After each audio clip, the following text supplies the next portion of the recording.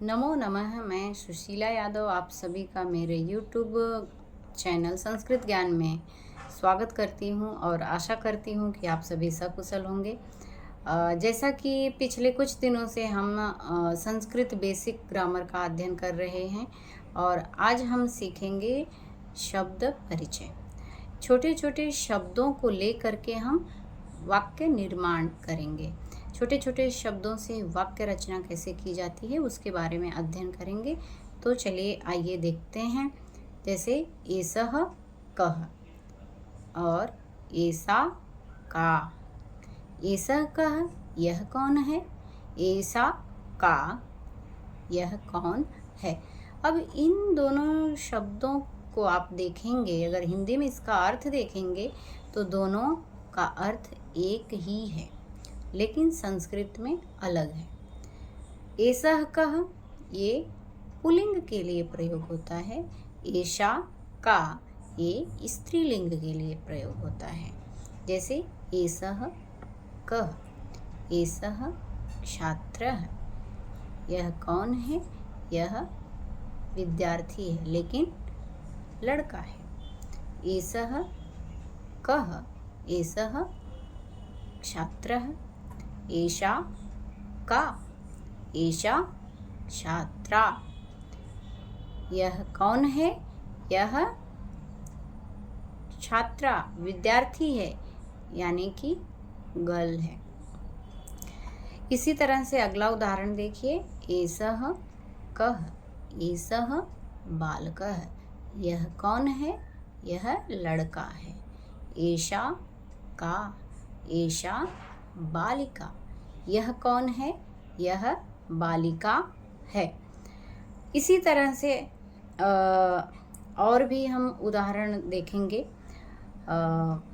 जैसे एसह कह, एसह स्वः, एसह कह, एसह मयूरः, एसह कह, एसह शुनकः। शुनकः संस्कृत में शुनकः होता है और हिंदी में शुनकः को कुत्ता कहते हैं। अश्व को घोड़ा कहते हैं और मयूर को मोर कहते हैं। और जैसे एषः कह, एषः गजः, एषा काः, एषा गजा, यानी यह कौन है, यह हाथी है। स्त्रीलिंग में यह कौन है, यह हथिनी है। और भी उदाहरण देखिए। एसह कह, एसह सिंहः, एषा का, एषा सिंहा। सिंहा यानी कि शेर, शेर और शेरनी। तो शेर के लिए सिंह और शेरनी के लिए सिंहा। एसह कह, एसह पुरुषः, एषा का, एषा महिला। ये तो था यह के लिए। वह के लिए हम संस्कृत में क्या प्रयोग करेंगे, कौन से शब्द का प्रयोग करेंगे। देखिए, सह कह वह कौन है, सह शौचिकः वह दर्जी है, यानी कि मेंस टेलर।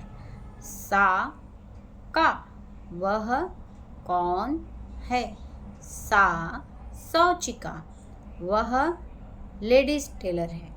शौचिका यानी कि दर्जी, लेकिन इसमें अलग अलग स्त्रीलिंग के लिए शौचिका, स्त्रीलिंग के लिए शौचिका और पुल्लिंग के लिए शौचिकः का प्रयोग करेंगे। आगे देखिए। जैसे सह कह, सह देवः, सा का, सा देवी। तो स्त्रीलिंग के लिए सा का प्रयोग करेंगे और पुल्लिंग के लिए सह का प्रयोग करेंगे। यह के लिए एसह का प्रयोग करेंगे पुल्लिंग के लिए और वह के लिए सह का प्रयोग करेंगे, जबकि स्त्रीलिंग के लिए एषा यह के लिए प्रयोग करेंगे और सा वह के लिए प्रयोग करेंगे। और ध्यान देने योग्य कुछ बातें हैं, जैसे कि स्त्रीलिंग के लिए जब हम स्त्रीलिंग शब्दों का प्रयोग करते हैं तो उसके अंत में आ या तो बड़ी ई की मात्रा आती है, जबकि जो पुल्लिंग होता है उसके अंत में अ का जो मात्रा है वो आता है। अभी आपने जैसे पिछले कुछ उदाहरण में देखा होगा पुल्लिंग का, देखिए जैसे बालकः, छात्रः, देवः, शौचिकः, गजः, अश्वः, मयूरः। तो ये जो इत्यादि शब्द हैं इसके अंत में अ आ रहा है, अ की मात्रा जुड़ा हुआ है, जबकि अगर आप स्त्रीलिंग का देखेंगे तो उसके अंत में, जैसे आप देखिए छात्रा, बालिका, महिला, गजा, सिंह, शौचिका, देवी। तो ये जो सारे शब्द आपने देखा इसके अंत में या तो आ की मात्रा है या तो ई की मात्रा है। और जब आप हिंदी में भी पढ़ते हैं तो उसमें भी आपको सिखाया जाता है कि पुल्लिंग के लिए पुल्लिंग शब्दों के अंत में अ आता है और स्त्रीलिंग शब्दों के अंत में आ या तो बड़ी ई की मात्रा आती है, जैसे गीता, रीना, सीता और साक्षी, मीनाक्षी इत्यादि जो शब्द हैं इसके अंत में आप स्वयं देखिए कि या तो आ की मात्रा है या तो ई की मात्रा है। तो बातों बातों में आप लोगों को पता ही नहीं चला, धीरे धीरे आप संस्कृत सीखने और समझने लगे हैं, है ना। तो आगे और भी शब्दों को आप इकट्ठा कीजिए और खुद से वाक्य निर्माण कीजिए। आज के लिए इतना ही, धन्यवाद।